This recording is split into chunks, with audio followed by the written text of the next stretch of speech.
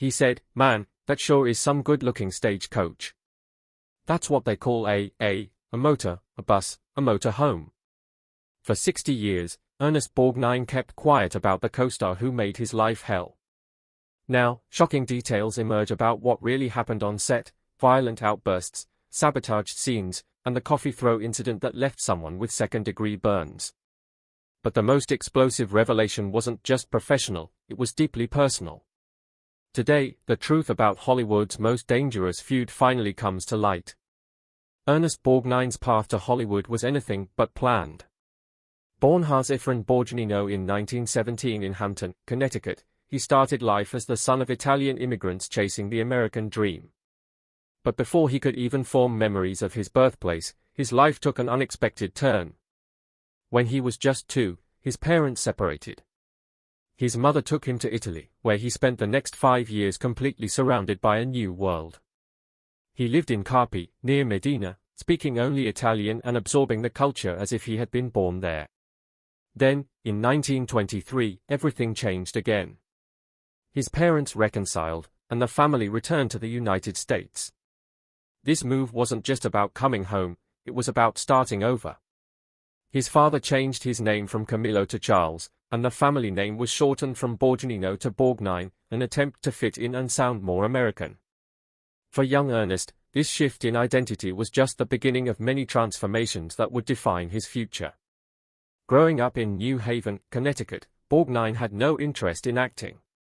He wasn't the kid dreaming of Hollywood or sneaking into theaters to watch films. He was focused on sports, enjoying the physicality and competition. His high school yearbook had no mention of drama or theater. At that point, there was nothing to suggest he would ever step in front of a camera. But fate had a different plan, and it started with the U.S. Navy in 1935. Fresh out of high school, he enlisted. He was stationed on the USS Lamberton, serving on the destroyer for 6 years. By 1941, he was ready to move on, receiving an honorable discharge. But just 2 months later, Japan attacked Pearl Harbor. Watching his country go to war, he couldn't just sit back. He re-enlisted in January 1942, this time serving aboard the USS, a patrol yacht tasked with defending the Atlantic coast. War changed him. It hardened him, gave him discipline, and a deep understanding of camaraderie, something that would later shape the way he played military characters on screen. By the time he was discharged in 1945, he had risen to the rank of gunner's mate first class and earned multiple military honors. He almost made the Navy his career. He seriously considered re-enlisting for another 10 years. If he had, Hollywood would have never known his name. But then his mother said something that stuck with him. She told him he had a forceful personality and should try acting. That single suggestion changed everything. At first, acting seemed like a strange choice. He had no experience, no connections, and no idea where to start. But he didn't let that stop him. He enrolled in the Randall School of Drama in Hartford, then headed to Virginia, where he joined the Barter Theater. This was no glamorous start.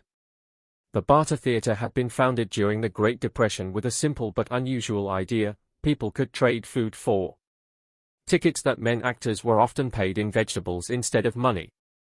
Borgnine didn't care, he took whatever roles he could get, performing night after night. When he wasn't on stage, he was behind the scenes painting sets, fixing costumes, and even scrubbing toilets. One night during a performance, he had to chase a live chicken across the stage. The bird escaped into the audience, flapping wildly as people screamed and laughed. It was chaos, but it taught him something important. He learned how to improvise, how to engage with the audience, and how to turn a disaster into entertainment. He also worked alongside future stars like Gregory Peck and Patricia Neal, watching and learning. Then came his big moment: he landed a role in Tennessee Williams' The Glass Menagerie. He thought he was terrible, but the audience disagreed. The performance was a success, and suddenly people started paying attention. By 1949, he was on Broadway. His debut role was in Harvey, a long-running play starring Hollywood legend James Stewart. But getting there hadn't been easy. Casting directors didn't know what to do with him. his face was too mean for comedy, too funny for drama. It seemed like no one could figure out where he fit, but Harvey proved them wrong. Playing a male nurse, Borgnine found his place on stage, learning by watching Stewart's every move. He even kept a notebook, writing down observations, studying the way Stewart delivered lines, learning the craft in real time. The play ran for 1,775 performances, giving him the stability he needed. Then television came calling. In 1951, he made his TV debut in Captain Video and his Video Rangers, a low-budget sci-fi series where he played a villain. It wasn't a prestigious role, but it got him noticed. Columbia Pictures saw something in him, offering him a small part in The Whistle at Eaton Falls. It wasn't much, but it was a foot in the door. His breakout film role came with From Here to Eternity in 1953. Before Hollywood, he had spent 10 years in the U.S. Navy, and that experience made him a natural fit for military roles. But nothing could prepare him for playing Sergeant Fatso Judson. The character was cruel and sadistic, a far cry from the real Borgnine, who was known for his kindness. The film's most disturbing scene showed Judson beating Frank Sinatra's character, Angelo Maggio, to death with a nightstick. It was brutal, shocking, and hard to watch. Sinatra himself had doubted Borgnine's ability to play such a menacing role, but that doubt disappeared once filming started. Borgnine threw himself into the character completely. He isolated himself for days to get into the right mindset. When the cameras rolled, he became someone else entirely. His performance was so convincing that Sinatra refused to talk to him off-camera for weeks. Even crew members avoided him. The intensity of the role didn't just affect his co-stars, it stayed with him long after filming ended. He later admitted that he had nightmares about the scene for months. Audiences had an even stronger reaction. Some people were so disturbed by his performance that they sent him death threats, unable to separate the actor from the character. The role took a toll on him, but it also made him a star. 2 years later, he shocked Hollywood again. This time, he wasn't playing a villain. In Marty, he took on the role of an ordinary butcher looking for love. It was the complete opposite of Fatso Judson. The film itself was a gamble. It was made on a tiny budget of $343,000, an unheard of amount for a movie that would go on to win Best Picture, but Marty connected with audiences in a way no one expected. At the 1955 Academy Awards, Borgnine won Best Actor. He was 38, making him one of the oldest actors to win for a debut leading role. Even more surprising, he beat out Hollywood legends like James Dean and Spencer Tracy. His acceptance speech was simple. He thanked his mother for encouraging him to become an actor. But the truth was, he almost never got the role in the first place. Director Elbert Mann originally wanted Rod Iger, who had played Marty in a television version. Borgnine wasn't even considered at first. That changed after a chance encounter at a Hollywood party.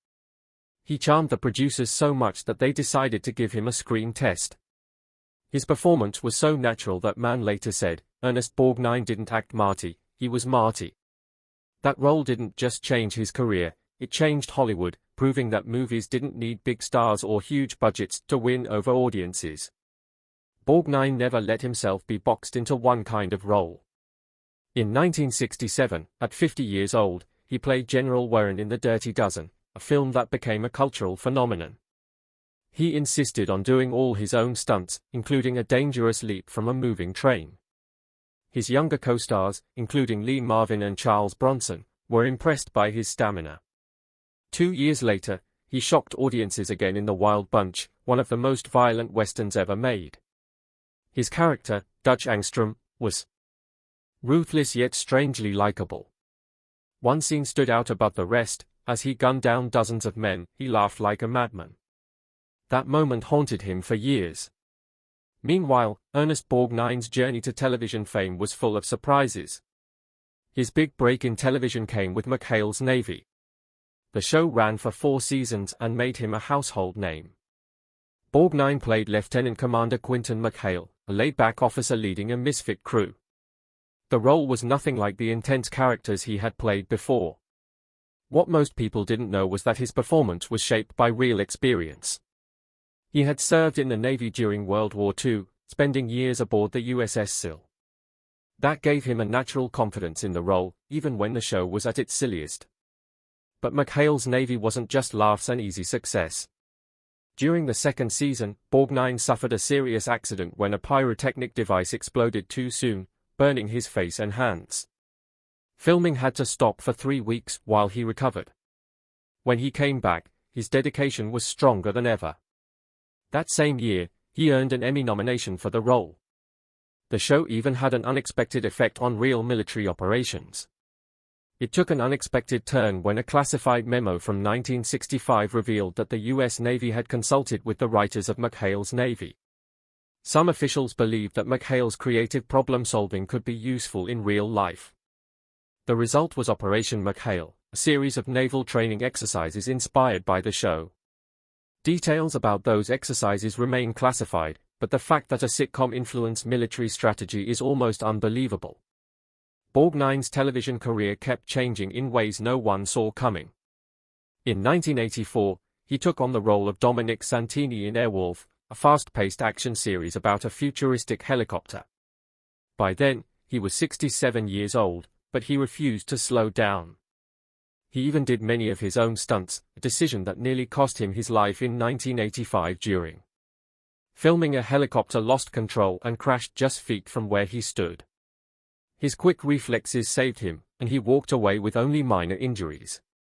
Then came a role that introduced him to an entirely new generation, Mermaid Man in SpongeBob SquarePants. It all started with his grandson, who was a huge fan of the show. The boy kept telling him he should be on it. One night in 1998, Borgnine mentioned this at a charity event. A Nickelodeon executive was there and asked him to read a few lines right then and there. With nothing but a napkin for a script, he delivered the performance that got him the job. Mermaid Man became a fan favorite, appearing in 17 episodes over 13 years. The show's creators even added little nods to Borgnine's real-life Navy service in the character's dialogue. His final recording session happened just 2 weeks before his death in 2012 at 95. He was still working, making him one of the oldest active voice actors at the time. For a man who became a TV legend, Borgnine once wanted nothing to do with television. In 1956, fresh off his Oscar win for Marty, he was offered the lead role in The Real McCoy. He turned it down, telling reporters, "Television is a fad, it'll never last." Back then, most movie stars saw TV as a step down. That mindset changed in 1961 when, at a charity event, he met a young boy battling a terminal illness. The child told him that watching his movies in the hospital brought him joy. That moment hit Borgnine hard. He realized television wasn't just about entertainment, it could reach people in a way that movies couldn't. By the time he decided he wanted to do TV, The Real McCoy was already a hit with Walter Brennan in the lead. That rejection was a lesson for Borgnine. When McHale's Navy came along just months later, he grabbed the opportunity. Years later, he admitted he had been wrong about television in an interview. He said, "I was a fool to think TV was beneath me.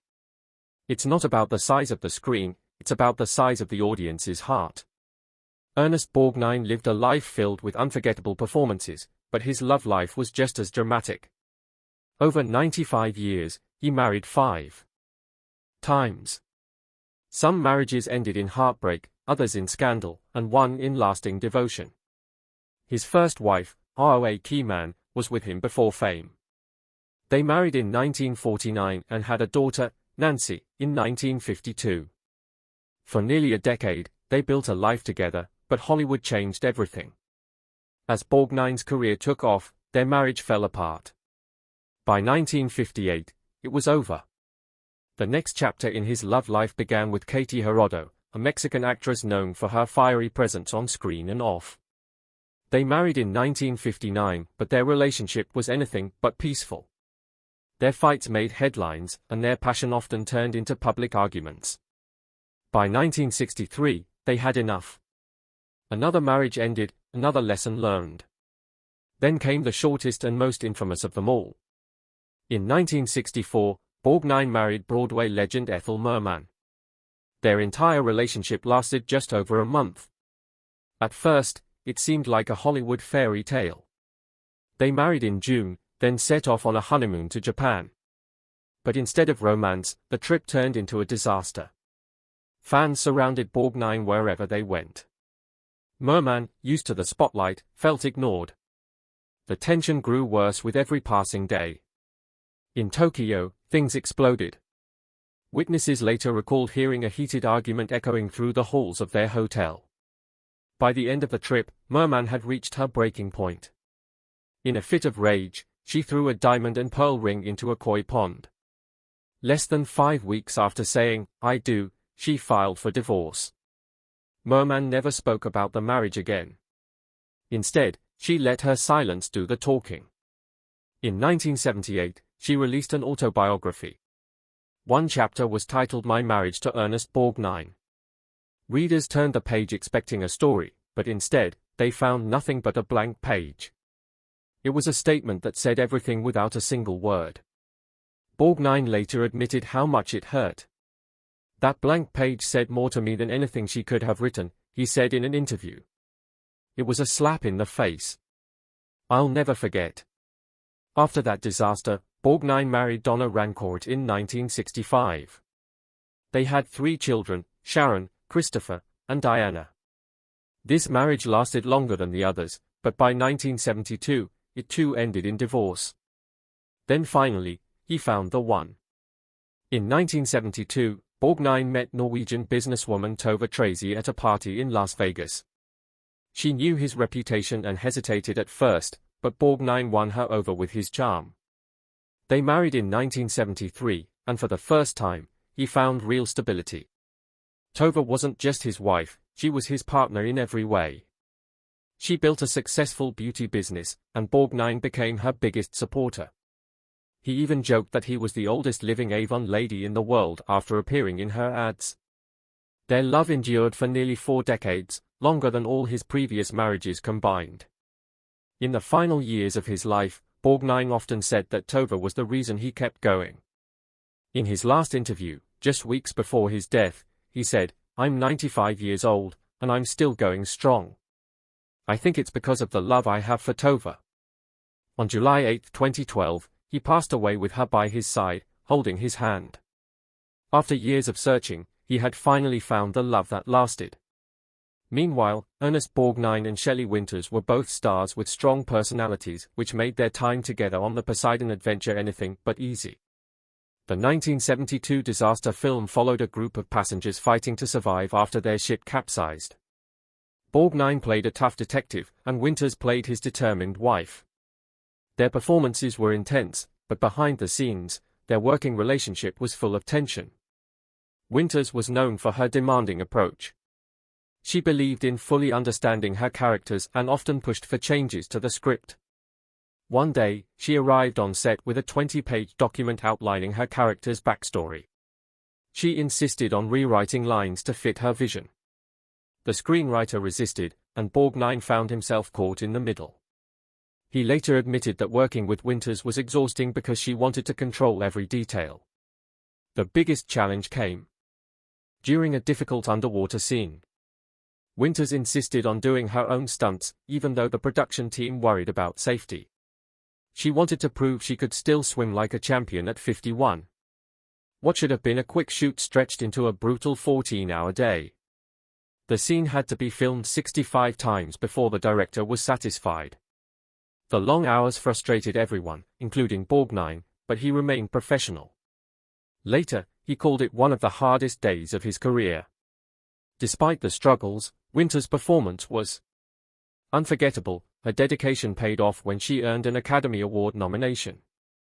Borgnine, despite his frustration, later admitted that Winters' instincts were often right. Years after the film, he described her as a force of nature, difficult, unpredictable, but undeniably talented. He believed that working with her was both a challenge and a privilege. In the end, their clashes on set only added to the intensity of their performances. Scenes together already had weight, but nothing compared to the fight scene in the town's diner, filmed on August 23. This brawl became one of the most memorable moments in the film. Tracy, playing a one-armed war veteran, had to take down Borgnine's character using pure skill. In real life, Borgnine was bigger, he stood 5 feet 9 inches and weighed around 210 pounds. Tracy, though slightly taller at 5 feet 10 inches, was much lighter at 160 pounds. Their physical contrast made the scene even more intense. They needed 14 takes to get it right. By the 7th, things got too real. Borgnine accidentally landed a hard punch to Tracy's jaw. The set went silent. Tracy paused for a second, then shrugged it off like nothing had happened. Borgnine, already nervous, now felt even more on edge. He kept messing up, and the pressure only got worse. Then came the moment that stuck with Borgnine for years. Tracy, staring him down, delivered the line, "You're not only wrong, you're wrong," at the top of his voice. Something about the way he said it felt personal, like he wasn't just talking to the character, but to Borgnine himself. The final part of the fight involved Tracy flipping Borgnine onto a table using a single judo throw, no stunt doubles, just two exhausted actors giving everything they had. They filmed the last take at exactly 4:17 p.m. The frustration, the sweat, the exhaustion, it all made the scene feel raw and real. Despite everything, that fight changed things between them. Tracy, who had spent most of the shoot keeping Borgnine on edge, suddenly had a new kind of respect for him. Not long after, he recommended Borgnine for Marty, 1955, the role that won him an Oscar. Then, Ernest Borgnine signed on for Johnny Guitar in 1954, expecting a typical film shoot. Instead, he found himself in the middle of one of Hollywood's most explosive feuds. Joan Crawford and Mercedes McCambridge didn't just dislike each other, they were at war. The trouble started when Crawford discovered that McCambridge's husband, Fletcher Markle, had once been involved with her. That bit of history was enough to set her off. From that moment on, she made McCambridge's life miserable. One day, Borgnine watched as Crawford stormed onto the set, grabbed McCambridge's costumes, and tossed them onto the highway. The crew had to rush to gather them before they were lost to the Arizona desert. Borgnine tried to focus on his work, but the tension made that nearly impossible. Crawford and McCambridge refused to be in the same room. Their scenes had to be filmed separately, forcing director Nicholas Ray to stitch everything together later. That was frustrating enough, but things got even worse on September 3rd. During a particularly heated moment, Crawford and McCambridge lost control. They went from shouting to swinging. Borgnine and co-star Sterling Hayden had to jump in and pull them apart. It was chaos. Later, Borgnine called it the most unprofessional behavior he had ever seen. Despite all of this, Crawford never turned on Borgnine. He actually got along with her, but he saw enough to know that her temper had no limits. The day after a bad take, she grabbed a cup of hot coffee and threw it at a young production assistant. The poor guy suffered second-degree burns. Borgnine never forgot that. That moment, in an interview years later, he said, "Joan was like a ticking time bomb. You never knew what would set her off." Then there was the time he accidentally walked in on her screaming at a costume designer. Her voice was sharp, her eyes were wild. Borgnine didn't say a word, he just backed out of the room before she could turn her anger on him. Crawford wasn't all fury, though. On the last day of filming, she surprised the crew with personalized bottles of Pepsi. Her husband was the CEO of Pepsi-Cola, and this was her way of showing gratitude. But even that small kindness couldn't erase the tension. Before she left, she had one final showdown with McCambridge. She warned her loud enough for everyone to hear that she would ruin her career. Years later, Borgnine looked back on the experience with a mix of awe and disbelief. "Working with Joan was like walking on eggshells while juggling dynamite," he said. "She was brilliant, but boy was she scary."